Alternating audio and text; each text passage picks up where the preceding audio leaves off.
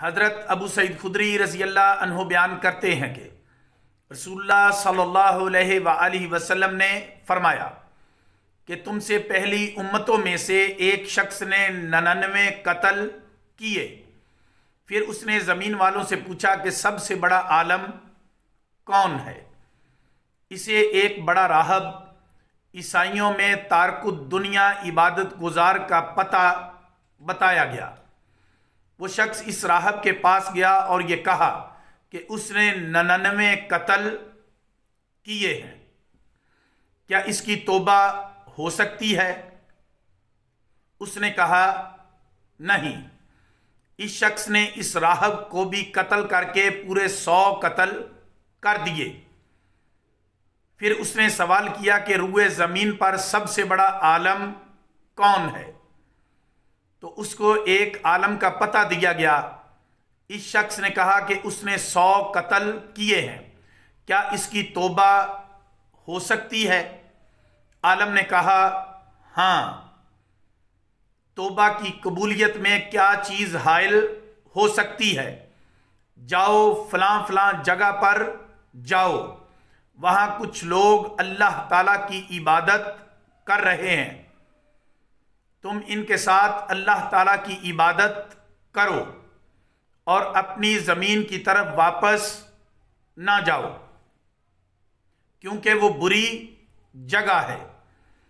وہ شخص روانہ ہوا۔ جب وہ آدھے راستہ پر پہنچا تو اس کو موت نے آ لیا اور اس کے متعلق رحمت اور عذاب کے فرشتوں میں اختلاف ہو گیا۔ رحمت کے فرشتوں نے کہا یہ شخص توبہ کرتا ہوا اور دل سے اللہ تعالیٰ کی طرف متوجہ ہوتا ہوا آیا تھا، اور عذاب کے فرشتوں نے کہا اس نے بالکل کوئی نیک عمل نہیں کیا۔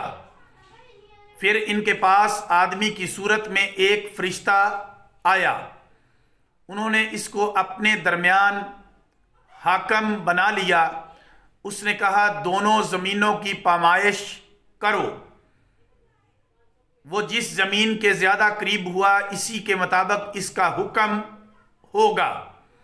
جب انہوں نے پامائش کی تو وہ اس زمین کے زیادہ قریب تھا جہاں اس نے جانے کا ارادہ کیا تھا۔ پھر رحمت کے فرشتوں نے اس پر قبضہ کر لیا۔ حسن نے بیان کیا ہے کہ جب اس پر موت آئی تو اس نے اپنا سینہ پہلی جگہ سے دور کر لیا تھا۔ تائب کے لیے بری جگہ اور برے لوگوں کو چھوڑ دینا۔ اس حدیث میں ہے کہ عالم نے کہا تم فلاں فلاں علاقے میں جاؤ، وہاں لوگ اللہ تعالیٰ کی عبادت کرتے ہیں، تم ان کے ساتھ اللہ تعالیٰ کی عبادت کرو اور اپنی زمین کی طرف لوٹ کر نہ جاؤ، کیونکہ وہ بری زمین ہے۔ علماء نے کہا کہ توبہ کرنے والے کے لیے مستحب یہ ہے کہ جس زمین میں اس نے گناہ کیے ہوں اس کو چھوڑ دے، اور جو لوگ اس کو گناہ کی دعوت دیتے ہوں اور گناہ میں اس کی معاونت کرتے ہوں ان سے قطع تعلق کرے، تا وقتے کہ وہ لوگ بھی تائب نہ ہو جائیں۔ اور یہ کہ علماء، صلح، عبادت گزاروں اور اہل تقوی کی صحبت اور مجلس کو اختیار کرے اور ان کی نصیحت اور مجلس سے فائدہ حاصل کرے۔ اولیاء کرام کی وجاہت۔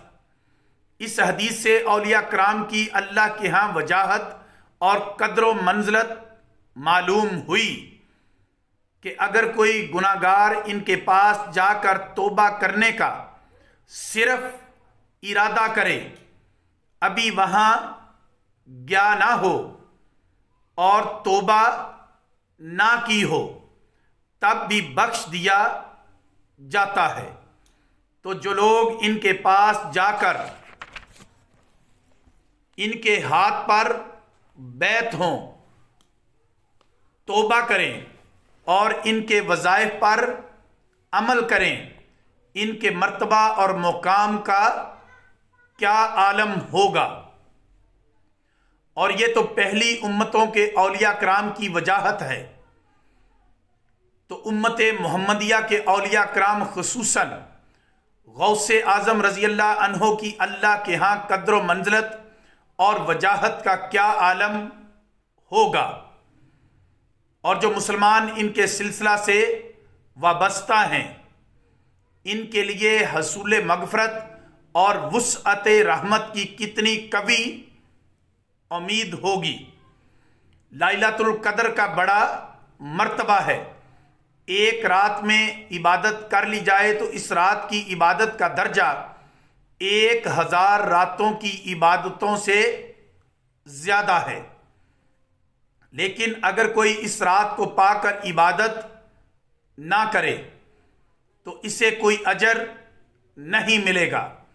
لیکن اولیاء اللہ کی کیا شان ہے کہ کوئی ان کے پاس جا کر عبادت اور توبہ نہیں کرتا، صرف جانے کی نیت کر لیتا ہے تو بخش دیا جاتا ہے۔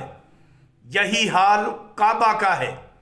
کوئی شخص کعبہ کی زیارت اور اس میں عبادت کرے گا تو اجر و ثواب ملے گا۔ اگر کعبہ تک نہیں پہنچا تو اجر و ثواب نہیں ملے گا۔ پھر لیلۃ القدر اور کعبہ میں عبادت سے اجر و ثواب میں اضافہ ہوتا ہے۔ بخشش کی ضمانت نہیں ہے، لیکن جو شخص اللہ والوں کے پاس جا کر توبہ کرنے کی نیت کر لے بخش دیا جاتا ہے۔ وَمَا عَلَيْنَا إِلَّا الْبَلَاغُ الْمُبِينُ۔